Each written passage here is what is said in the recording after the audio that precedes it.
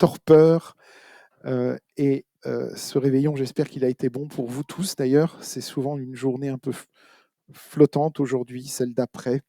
On finit les restes, on se dit que le rêve est un peu passé. Oui, un peu, et pourtant, le texte que je vais explorer avec vous ce matin, ce texte de Matthieu, nous propose de prolonger Noël. Pas tout à fait comme on aurait imaginé. C'est pas le prolonger dans la douceur, c'est le prolonger dans quelque chose de beaucoup plus dur. Euh, et c'est ce que nous dit Matthieu au chapitre 2 quand il dit que effectivement, on quitte cette crèche pour prendre cette route pour l'Égypte. Une route vraiment périlleuse, hein. C'est vraiment très très difficile, c'est très dangereux. Et notre mission aujourd'hui, ce matin, ça va être justement de suivre, de voir ce que ce récit de violence, parce qu'il y a une forme de violence, d'exil, peut bien nous dire d'essentiel sur Noël. Alors je vous invite à y plonger dans ce réveil brutal, sortir de l'émerveillement des mages et changer un peu d'ambiance, d'atmosphère. Il y a d'abord cette peur qui engendre la violence. On le voit, quelle est la peur dont on parle ici. L'ange qui apparaît à Joseph en plein sommeil, c'est pas pour lui chanter une berceuse, c'est pour lui donner un ordre urgent. Lève-toi, prends l'enfant et sa mère et fuis en Égypte. C'est vraiment quelque chose de brutal. Imaginez-vous, vous êtes en train de dormir et vous avez un ange qui vous réveille, qui vous dit prends vite tes bagages et vite, on doit tous partir. En tout cas, vous partez, vous prenez la route. Ne cherchez pas à comprendre, vous prenez la route pour l'Égypte. Et c'est vrai qu'on oublie facilement pendant ces temps de Noël où tout est empreint de douceur, on oublie que le monde ne fait pas de pause. La brutalité ne fait pas de pause. Et le texte de Matthieu, c'est vraiment euh, ce, Matthieu ici nous dit que la venue de Dieu qui se fait chair dans le monde ne met pas le monde en sourdine. Tout continue à toute vitesse. Et c'est un peu déstabilisant. C'est parce que si la présence incarnée de Jésus n'est pas une sorte de bouclier, n'est pas là pour nous protéger, alors on pourrait se dire à quoi ça sert. C'est précisément la leçon qui est un peu dérangeante. Parce qu'on va voir que le Seigneur ne va pas supprimer le danger, mais qu'il va le traverser. Et là, on découvre aussi quelque chose d'important pour nous, pour l'année qui vient, c'est de se rappeler que le Seigneur ne va pas supprimer les épreuves ni le danger, mais qui va nous aider à les traverser. Et donc, dans cette optique, la foi, ce n'est pas une assurance vie contre les tragédies. C'est une présence qui va nous accompagner au cœur de la tragédie. Donc ça, c'est vraiment la première leçon.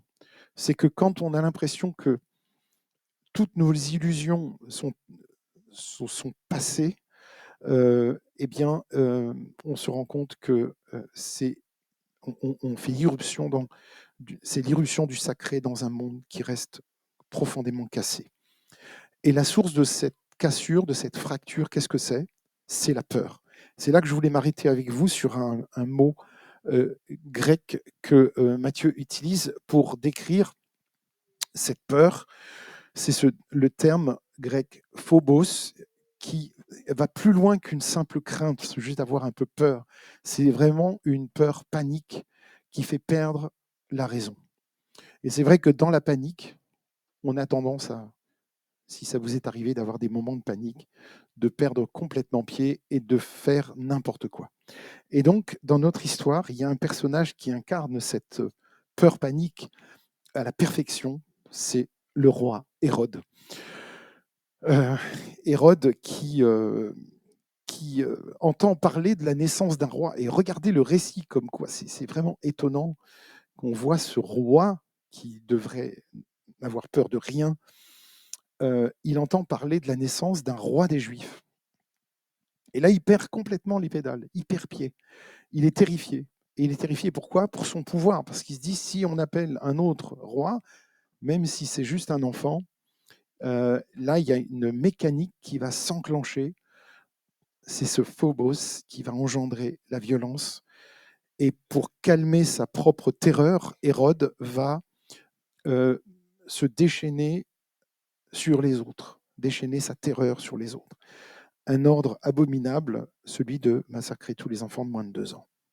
Et là, on a ce très beau verset qui se trouve dans Jérémie, que Matthieu reprend. Il ne se contente pas de nous dire froidement les choses comme ça, il nous le fait entendre par le prophète Jérémie. Et ce verset, il est vraiment frappant. On a entendu des cris à Rama, des pleurs, de grandes lamentations. C'est Rachel qui pleure ses enfants et n'a pas voulu être consolée parce qu'ils ne sont plus là.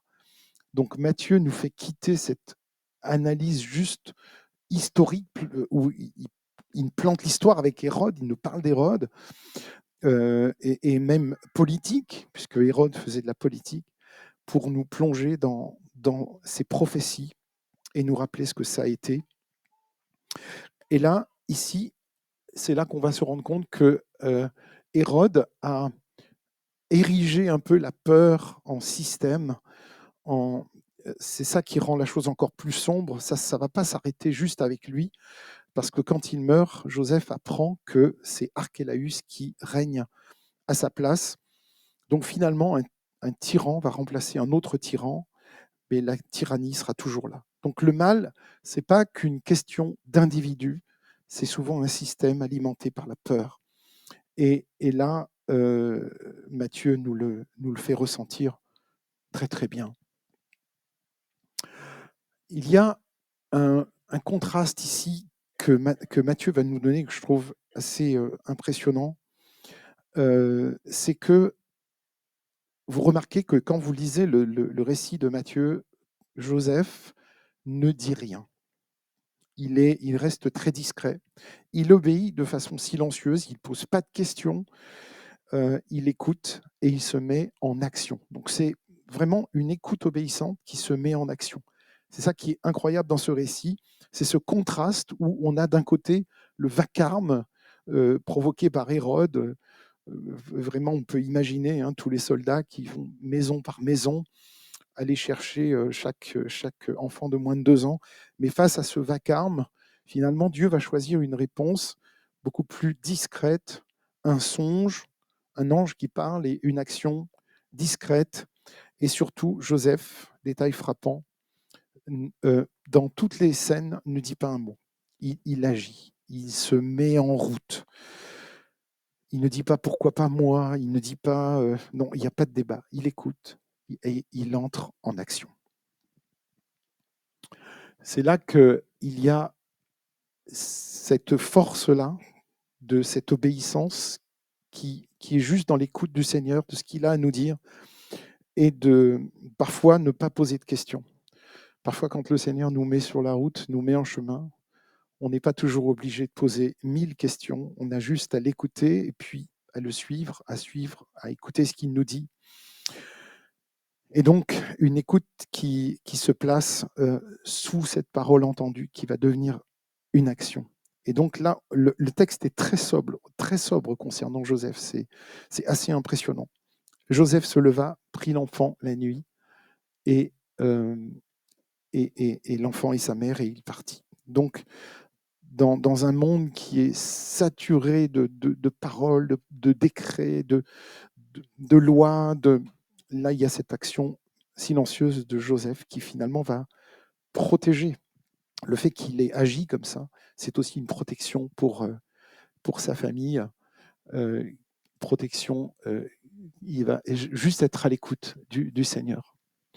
Donc ça, c'est très très beau de la part de Joseph.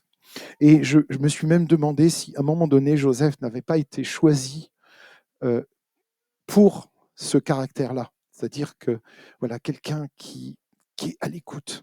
D'ailleurs, Marie aussi a été choisie, probablement d'ailleurs, parce qu'elle était à l'écoute, qu'elle était disponible. Joseph et Marie étaient disponibles pour le projet, ce que le Seigneur voulait faire avec eux. Et là, il va se passer autre chose. Alors, je vous ai mis un peu la carte ici du périple qu'ils ont eu à faire. Non, ils ne sont pas passés par la mer, hein. Ils sont passés par en dessous, ils sont passés par la terre, mais c'est un voyage qui est long, qui représente quand même un périple dangereux et très long. Et l'Égypte, pourquoi l'Égypte? Et c'est ça qui est intéressant. Est-ce que vous vous êtes posé la question? C'est là qu'on va se rendre compte que quand Jésus est annoncé par les prophètes, de nombreuses fois, 300 prophéties à propos de Jésus, plusieurs milliers d'années avant, jusqu'à 2000 ans avant, on parlait déjà de Jésus qui viendrait. C'est qu'en réalité, quand Jésus vient, qu'il naît à Bethléem, il vient remplir l'histoire. Donc c'est l'idée que cet enfant qui fuit en Égypte avec ses parents va porter toute l'histoire de la souffrance d'Israël, mais aussi toute l'espérance. Et là, l'Égypte, c'est pas juste un pays choisi au hasard. C'est parce que on va se rendre compte que c'est une mémoire immense pour le peuple d'Israël. Vous voyez ici le verset, cette citation prophétique aussi de Osée 11, « D'Égypte j'ai appelé mon fils ». Vous vous rendez compte déjà Osée qui parlait de Jésus, puisqu'il va sortir d'Israël. C'est un accomplissement. Alors, je vous ai mis quelques similitudes très intéressantes, en tout cas, quand on regarde un peu l'histoire d'Israël. Ils sont descendus, donc ils sont allés en Égypte, évidemment, ils ont été mis en esclavage en Égypte. Jésus aussi est descendu en Égypte. Poursuivi par un tyran qui est Pharaon, Jésus traqué par un tyran qui est Hérode, délivré d'Égypte à travers les eaux, et Jésus sortira d'Égypte et il sortira aussi des eaux du baptême. Il y a toute cette symbolique là qui est vraiment intéressante pour nous. Et on verra, hein, il y a des parallèles à faire qui sont vraiment intéressants. Finalement, quand on est à Noël et qu'on parle de Jésus, Emmanuel, Dieu avec nous, cet enfant vulnérable, qui aurait pu 1000 fois perdre la vie, être éliminé, mourir sur le chemin de l'Égypte. Cet Emmanuel, c'est un nom qu'on entend partout, enfin en tout cas nous on le dit dans nos chants, mais je trouve qu'il revêt une profondeur nouvelle ici. Parce que cet Emmanuel, quand on dit Emmanuel, Dieu avec nous, est-ce que c'est juste le jour de Noël ou est-ce que c'est tout le temps, quand on est nous aussi sur la route? Est-ce que c'est pour ceux qui sont en exil et qui crient à lui, ceux qui sont dans des moments, qui vivent des moments difficiles dans leur famille, qui passent par des moments de persécution pour tous les chrétiens persécutés, par des moments de peur, de crainte pour l'avenir? Est-ce que Emmanuel, Dieu avec nous, c'est juste à Noël ou c'est tout le temps? C'est dans tous ces moments-là. Ben oui, bien sûr, la réponse est dans la question, c'est dans tous ces moments-là. Et là, il y a quelque chose qui n'est pas dit dans ce texte. Alors, vous savez ce qui n'est pas écrit? C'est qui les a aidés quand ils étaient en Égypte, parce qu'ils ont dû passer quand même un certain temps, puisqu'ils ont attendu que Hérode meure pour rentrer. Il a dû s'écouler un certain temps. Alors, vous avez vu qu'on ne dit pas qui les a aidés pendant tout ce temps-là. Et c'est la question qui reste en suspens. Et c'est une question qui, quelque part, nous revient aussi aujourd'hui, de dire, mais nous, est-ce qu'un jour, on pourra aussi être celui qui a aidé quelqu'un? Ou être celui qui a reçu l'aide de quelqu'un? Donc, qui les a aidés? Le texte ne le dit pas, mais c'est dans ce silence qu'il y a une histoire, justement, qui peut s'écrire. C'est des gestes tout simples. Et c'est, vous savez, être à l'écoute et être à l'écoute de quelqu'un qui a besoin de nous, c'est pas nécessairement faire de très grandes choses. Ça peut être dans des toutes petites choses, mais ça implique de commencer par ces toutes petites choses. Et ça s'appelle comment, cet amour-là? Ça s'appelle l'amour agapé. L'amour agapé, ici, l'amour concret et désintéressé, je vous l'ai mis en grec ici, et le phobos, c'est cette terreur qui paralyse, c'est la terreur qui paralysait Hérode, qui avait peur qu'on prenne son trône. Et Jésus, lui, qui n'avait aucune crainte, est venu dans l'amour totalement désintéressé, cet amour qui agit. Et d'ailleurs, dans 1 Jean, on le lit, hein, dans l'amour, il n'y a pas de crainte. L'amour parfait chasse la crainte. Alors, même Jean-Baptiste, vous savez, quand on repense à Jean-Baptiste, qui était le cousin de Jésus, hein, ils sont nés à peu près en même temps, va avoir aussi un moment de doute dans sa prison. Il va se demander, mais est-ce que c'est Jésus ou est-ce qu'on doit en attendre un autre? Parce que Jean-Baptiste était en prison, il a fini, vous savez comment il a fini? Ça s'est très mal passé, simplement parce il annonçait Jésus, il annonçait sa venue, il annonçait cet agneau de Dieu qui vient. Plus tard, il va douter dans sa prison, peu de temps avant sa mort d'ailleurs.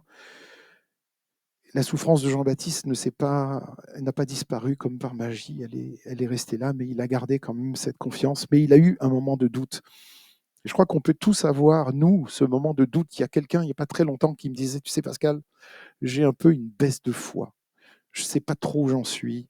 J'ai quelques doutes. Voilà. Mais ça, c'est normal d'avoir des doutes. Ce n'est pas trop un problème. Au contraire, parce que je pense que le doute peut nous garder en alerte, nous garder en éveil. Et l'Évangile insiste tout le temps sur le fait que Dieu vient nous rejoindre. C'est la raison pour laquelle Jésus est venu. C'est la raison pour laquelle Dieu s'incarne, Dieu fait chair, parce qu'il vient prendre notre condition. Ça, c'est vraiment quelque chose qui est une constante partout dans les Écritures, partout dans la Bible. Alors, ce n'est pas un message pour la nouvelle année. Ah oui, tiens, je voulais aussi vous montrer ça, la petite feuille de route pour l'année à venir. Ce n'est pas encore un message du nouvel an, de l'année nouvelle, l'année 2026, mais quand même, si on pouvait esquisser un petit peu une feuille de route, et que ce ne soit pas juste des mots, mais face à la terreur du monde, être à l'écoute active du Seigneur, qui nous tient prêts à agir et nous tenir prêts à l'action. L'action, vous voyez de quelle action je parle, c'est être ce que nous sommes, être enfant de Dieu, être témoin de Jésus. Face à l'expérience de l'exil et de la perte, on a tous, un jour, on va perdre quelque chose, on va perdre quelqu'un qu'on aime, on va perdre une prérogative, on va perdre un travail, on va perdre quelque chose. La certitude d'Emmanuel, c'est Dieu qui traverse avec nous nos déserts, notre exil, nos peurs. Face au réflexe de la fermeture, de ce qui nous fait nous recroqueviller sur nous-mêmes, la pratique de l'agapé. L'agapé, c'est l'amour inconditionnel, l'amour qui ne calcule pas. Alors, c'est juste pour dire qu'on n'est pas condamné à subir. On n'est pas condamné à subir, au contraire.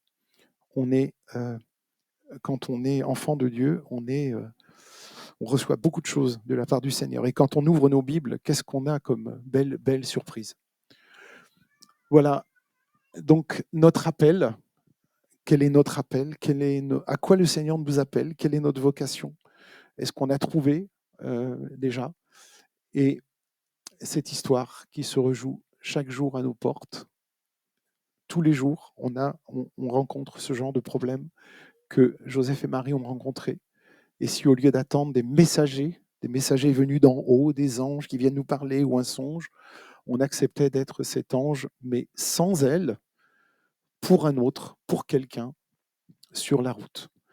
Donc, euh, il y aurait encore beaucoup de choses à dire, mais on n'est pas encore en 2026, mais on approche.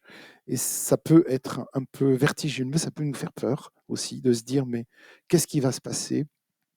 On entend des bruits qui nous font un peu peur, mais est-ce qu'on peut entrer dans cette confiance?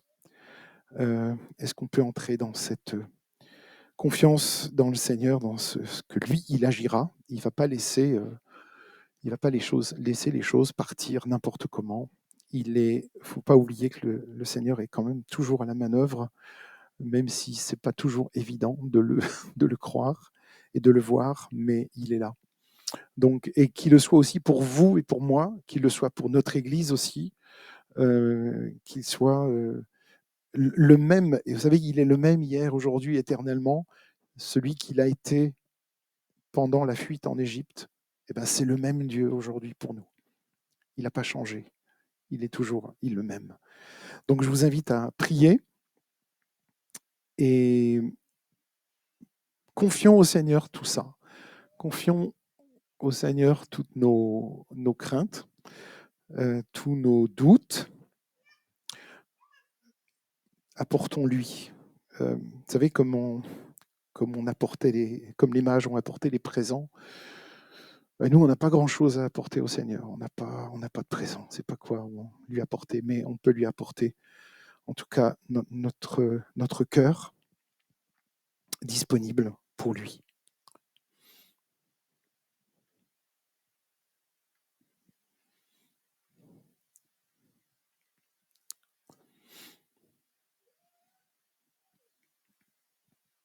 Seigneur, je veux te bénir ce matin, te remercier parce que tu as toujours été là. Tout au long de cette histoire, où tu es même entré dans l'histoire avec nous, au travers de Jésus. Et c'est vrai que c'est pas facile. Parfois, tu vois, Seigneur, même ça peut être très, très difficile de cheminer dans cette vie, même en tant qu'enfant de Dieu. Et tu vois combien on a plus que jamais besoin de toi pour nous accompagner. Nous voulons suivre tes pas sur le chemin, qui est parfois tortueux, difficile, mais on veut te suivre. J'aimerais te prier ce matin pour tous mes frères et sœurs qui passent par des moments difficiles, par des moments de doute. Tu sois auprès d'eux en ces instants, que tu viennes les consoler, que tu viennes aussi leur parler, Seigneur. Leur montrer, Seigneur, que tu es toujours présent et que tu feras la route avec nous, encore en 2026. Je te bénisse pour chacun de mes frères et sœurs ce matin, au nom de Jésus. Amen.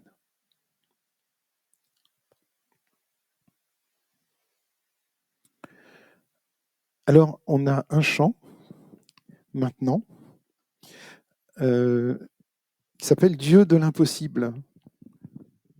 Ben voilà, tout est dit dans ce chant. Dieu peut faire infiniment et au-delà, plus que tout ce que nous demandons ou imaginons.